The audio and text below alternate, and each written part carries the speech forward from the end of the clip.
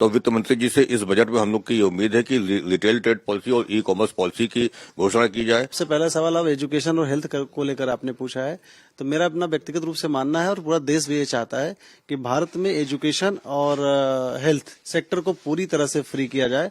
हम ये चाहते हैं कि थोड़ा सा मतलब हमारे बजट में भी चीजें आए, क्योंकि जिम्मेदारियां परिवार की सिर्फ किचन नहीं चलाना है, हमें पूरा घर चलाना है। बच्चों की एजुकेशन से लेके सारा कुछ देखना होता है। जी, केंद्र सरकार के वित्त मंत्री निर्मला सीतारमण एक बार फिर से अपना बजट पेश करेंगी। इस बजट से लोगों को कितनी उम्मीदें हैं? हालांकि खास तौर पर इस बजट का असर अगर हम बात करें तो किचन पे कितना पड़ेगा ये तो आने वाला वक्त बताएगा, लेकिन किचन में इस्तेमाल होने वाली तमाम सारी चीजें, या यूं कहें कि जिन पर घर की जिम्मेदारी होती है, महिलाएं कैसे बजट को मैनेज करती है, उनको कितनी उम्मीदें हैं केंद्र सरकार के इस बजट से, उनसे बात करेंगे। लखनऊ के घर में मौजूद हो और यहाँ पर कुछ पकाने की तैयारी चल रही है, सब्जियां रखी हुई हैं और सब्जियों को साथ में चेहरे पे एक परेशानी नजर आ रही है। परेशानी शायद इस बात की, बजट आएगा उससे इन महिलाओं को क्या मिलेगा, क्या तैयारी हो रही, क्या कुछ बना रही है?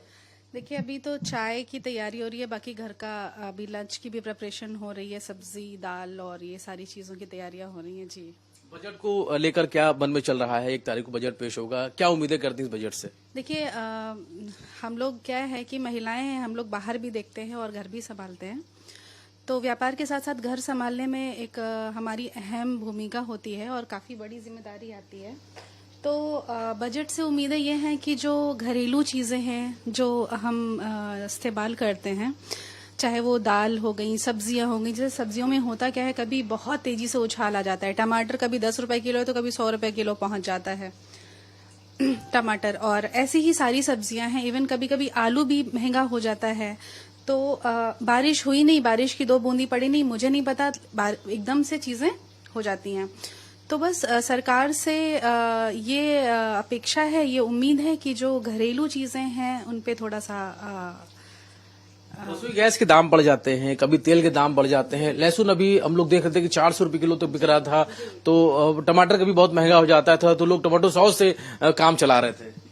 जी बिल्कुल होता है कि जैसे अब टमाटर महंगा हो गया है तो हम लोग फिर कहते हैं ना कि जो चीज महंगी होती है उसको छोड़ देते हैं, फिर जो चीजें अपने उस बजट में आती है, मतलब हमारे साथ तो ये, बट हम तो फिर भी चीजों को मैनेज करते हैं, क्योंकि ठीक है, बट कुछ हमारा तबका ऐसा है जिनसे बिल्कुल भी मैनेज नहीं होता है, तो वो नहीं खाते हैं उस चीज को, ये चीज हो जाती है। और क्या कुछ रसोई गैस को लेकर भी कुछ आपकी कुछ मांग है ऐसी, या महंगाई को लेकर भी क्या कुछ लगता है? रसोई गैस तो बिल्कुल जो है इसके दाम में एकदम से उछाल आता है, तो इसमें थोड़ा सा कुछ होना चाहिए रसोई गैस में।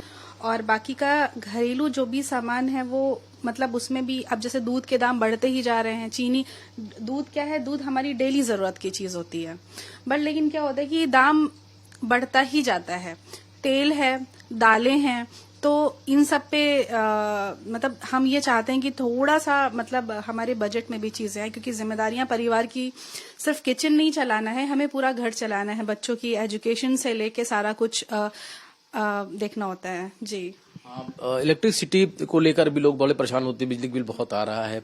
सोलर पे सरकार बड़ा फोकस कर रही है, तमाम सारे ऐसे लोग सोलर लगाया हुआ है। इलेक्ट्रिक गाड़ियों की भी जो डिमांड बढ़ी हुई है, लोग शायद बचत करना चाहते हैं इस वजह से, उसको लेकर क्या कुछ कहेंगे कि उसमें भी कुछ चीजें हाँ देखिए बिल्कुल बदलना चाहिए, क्यों नहीं बदलना चाहिए, क्योंकि जो इलेक्ट्रिक गाड़ियां हैं उनकी डिमांड अभी ज्यादा आ रही है, तो धीरे धीरे रेट में भी चेंजेस आएंगे ही आएंगे। और हाँ, घरेलू मतलब किचन संभालने के साथ साथ हमें रिश्ते भी संभालने होते हैं।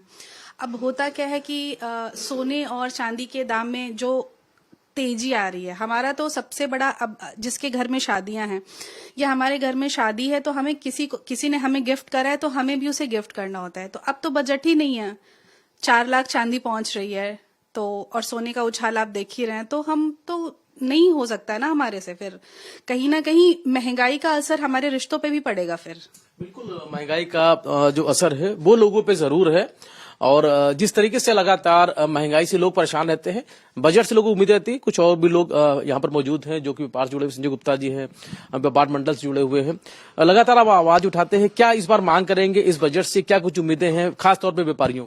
भारत एक्सप्रेस के माध्यम से उत्तर प्रदेश आदर्श व्यापार मॉडल केंद्रीय वित्त मंत्री श्रीमती निर्मला सीतारमण जी से ये मांग करता है कि देश का व्यापारी वर्तमान में विदेशी ई कॉमर्स कंपनियों के कारण उनके बहुत परेशान है, उनसे प्रतिस्पर्धा नहीं कर पा रहा है। विदेशी ई कॉमर्स कंपनियां भारत के रिटेल सेक्टर पर कब्जा करने का प्रयास कर रही हैं। ऐसे में भारतीय व्यापारियों को प्रतिस्पर्धा के समान अवसर देने के लिए ई कॉमर्स पॉलिसी और रिटेल ट्रेड पॉलिसी की बहुत सख्त आवश्यकता है, जिसकी उत्तर प्रदेश आदर्श व्यापार मॉडल सहित देश के तमाम संगठन अनेक वर्षों से मांग कर रहे हैं। तो वित्त मंत्री जी से इस बजट में हम लोग की ये उम्मीद है कि रिटेल ट्रेड पॉलिसी और ई कॉमर्स पॉलिसी की घोषणा की जाए। साथ ही साथ जो व्यापारी जीएसटी देते हैं उन व्यापारियों को 10 लाख रुपए का स्वास्थ्य बीमा दिया जाए। जो लोग कुछ भी नहीं देते हैं, सरकार उनको आयुष्मान के अंतर्गत ला रही है। जो लोग सरकार के खजाने को काम भरने का काम करते हैं, चाहे वो उद्योगपति हो चाहे व्यापारी हो, उनके लिए सरकार कोई योजना नहीं बना रही। तो उनके लिए 10 लाख रुपए तक का स्वास्थ्य बीमा होना चाहिए। प्रदेश की और देश की सभी प्रमुख बाजारों की सुरक्षा के लिए सीसीटीवी कैमरे के लिए अलग से फंड होना चाहिए। इनकम टैक्स में अभी जो स्लैब है, पिछले साल जो उन्होंने घोषित किया था 12 लाख तक की इनकम फ्री की थी, लेकिन यदि आप 12 लाख रुपए से 1 रुपए भी आपकी इनकम अगर अधिक हो जाती है तो फिर 4 लाख के स्लैब से शुरू होता है। तो हम लोग की ये मांग है कि 12 लाख तक की इनकम पूरी तरीके से स्पष्ट रूप से जो है वो टैक्स फ्री होनी चाहिए। उसके बाद का टैक्स और स्लैब थोड़े और घटने चाहिए, ताकि जो लोग ज्यादा इनकम करते हैं तो वो भी टैक्स ठीक से दे पाए और उनका भी बचत उनकी भी हो सके।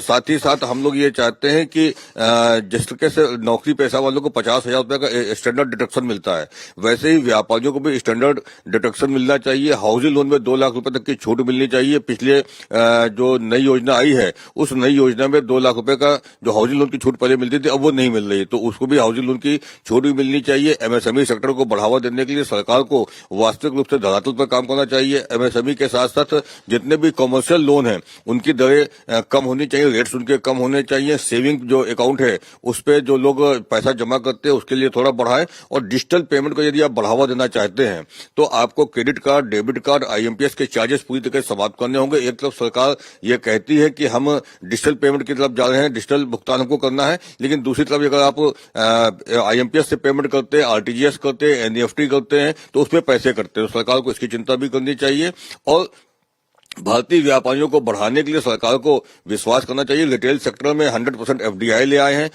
अभी उन्होंने स्वास्थ्य बीमा से पूरी तरह से जीएसटी समाप्त की है, लेकिन सरकार के पास कोई ऐसा मैकेनिज्म नहीं है। आज सभी स्वास्थ्य बीमा कंपनियों ने रेट्स 15 से 20% बढ़ा दिए हैं। तो एक तो सरकार ने 18% दाम घटाया, जीएसटी हटाया है, लेकिन स्वास्थ्य बीमा कंपनियों ने 20% तक का दाम बढ़ा दिया, तो जनता को उसका कोई लाभ नहीं मिला। तो सरकार को ऐसा भी मैकेनिज्म बनना चाहिए। चिकित्सा और शिक्षा सबकी सरकार को चिंता करनी चाहिए ताकि आम आदमी का जीवन सरल हो सके और बजट में केवल ऐसा न हो कि केवल घोषणाएं, उसका धरातल पर क्रियान्वयन भी होना चाहिए। बिल्कुल, निश्चित तौर पर आम लोगों का ध्यान रखना चाहिए बजट के जरिए।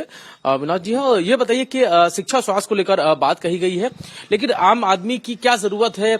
टैक्स से को लेकर हो या बाकी की चीजों को लेकर? महंगाई से लोग परेशान रहते हैं, तमाम बार ऐसी चीजें हो जाती है। हालांकि सरकार का प्रयास रहता है कि महंगाई या सबसे बड़ी जो समस्या है वो मिलावटखोरी की है, तो इसके लिए क्या कुछ होना चाहिए बजट में? क्या उम्मीदें करते हैं आप? 3-4 सवाल जो है आपने जो पूछा है वाकई बहुत महत्वपूर्ण है।